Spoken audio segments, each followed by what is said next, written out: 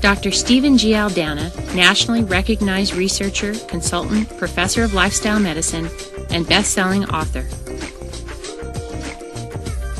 You new members or new people who are here at this meeting are here because you're feeling some pain. And I'm going to guess that you're feeling some employee health care cost pain. And we're here because, frankly, we're getting killed. We're hurt where it hurts the most. It's painful, and for us to stay profitable, we're going to have to do something different. Employee health care costs have never been higher, and there is no end in sight. Dr. Aldana gives organizations the knowledge and tools needed to help them maintain their most valuable asset, healthy, productive employees. His presentations use the latest research on health and productivity management to create an effective strategy to reduce employee health care costs and improve productivity. He has delivered more than 200 presentations to corporations, municipalities, schools, and nonprofit organizations across the U.S. His work as a professor of lifestyle medicine at Brigham Young University and the University of Illinois School of Medicine has resulted in 60 peer-reviewed scientific papers and 6 books. His most recent book, The Culprit and the Cure, is used by over 3,500 work sites and is a national bestseller. As one of the nation's leading experts on disease prevention and health improvement, he has had appearances and interviews with CNN, ABC, and NBC, and articles in numerous newspapers and magazines.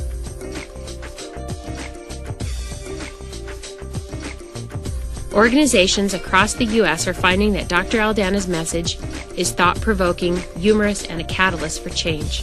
It provides management and employees the critical data and action plan they need to improve employee health, healthcare costs, and productivity. Dr. Aldana has presentations for a wide range of topics, including how to improve the bottom line by improving employee health, achieving 10 to 20 extra years of life, and effective ways to control healthcare costs. Listen to what buyers have to say about the value Dr. Aldana brings. My name is David Honeycutt. I'm the president of a group called the Wellness Councils of America. I've worked with Steve over the course of the last 10 years. He's an excellent speaker. He's been able to light up audiences and deliver a dynamic message on health and wellness, one that the corporate and business community needs to hear.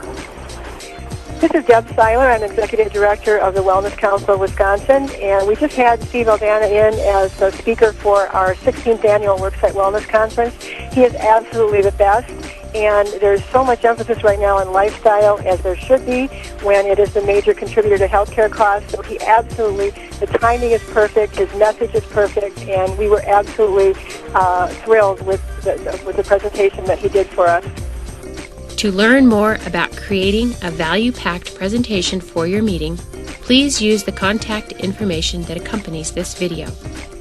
Watch how organizations with high healthcare costs and low employee productivity are using Dr. Aldana's extensive experience and research to improve the bottom line.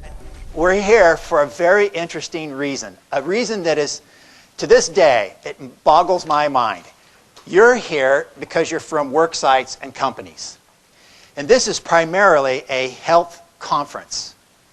I was sitting over here with my friends from the plastics industry, and they're making yo-yos and proprietary plastic products.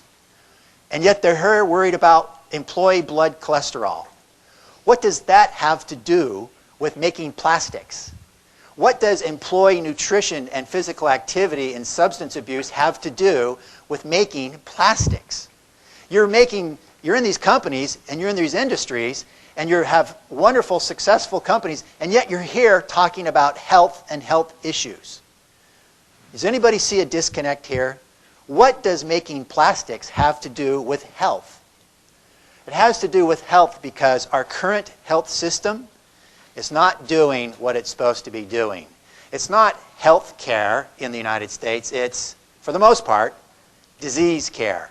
I mean, it's disease care. You go to the doctor when you have a problem. This is not, well, gee, Mary, how many trans fats did you eat yesterday? The doctor's not asking that question.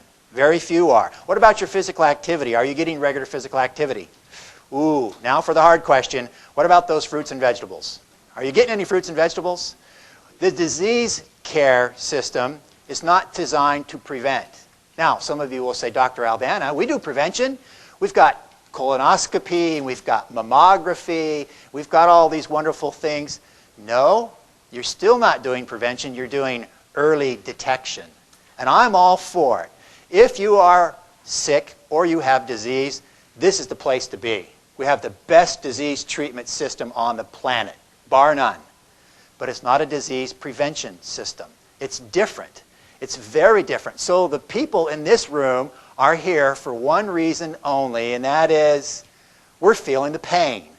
We're carrying the burden of this condition with our employees, and you're here to try to change that. I think it's interesting. Shouldn't that be the role of healthcare to do this? In every other country in the world, you know, we had Canada and France, that's how they do it. But here, it's different. So we have this whole organization set up to help you do something that maybe perhaps somebody else should be doing but is not, and they probably won't, and it's costing you the most. Poor behaviors lead to health risks. Health risks lead to disease, and disease leads to cost. And that pattern is continuous. It continues all the time. If you want to start this process, we try to work with people who are having poor behaviors to prevent the risk factors from occurring in the first place. But that's where I like to spend my time. Why? Because 25% of all the healthcare costs are related to health risk. High blood cholesterol, high blood pressure, lack of physical activity, poor nutrition. You can take 25% of your healthcare burden, and it's associated with health risk. The bulk, 70% of all healthcare costs are related to chronic diseases. Diseases that take a long time to develop, they ultimately end in your death, and they're almost exclusively lifestyle related. Well, here's all your employees. You take all your employees, and you can put them into one of these 5 categories. You've got employees that are already healthy, that have low risks, that are doing really well, and they don't even need your wellness program because they're already there. That's this group in green. Low risk, optimal health, they're doing great. And then you've got some employees that have health risk. They're obese, they have high blood pressure, high blood cholesterol, they don't eat very good, they smoke, they have risk. Then you've got a group with acute conditions that they're struggling with, acute short-term conditions. Then you have a group with chronic disease, diabetes, heart disease, cancer, but I'm going to deal with it, I'm going to live with it. And then you've got a group that are disabled, struggling to recover, they're not at work. You can take every single employee that you have and you can drop them into one of those 5 categories. If you take the average company, the spread looks like this right here.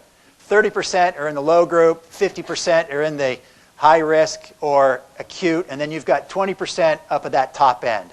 That's just a general picture of your employer groups, of your employees and where they're at. We look at this picture and you can tell where the cost comes from. Where's your cost? Your cost is that top piece. That upper group of 15% of employees explains 85% of your cost. It's where the bleeding is occurring the most profusely.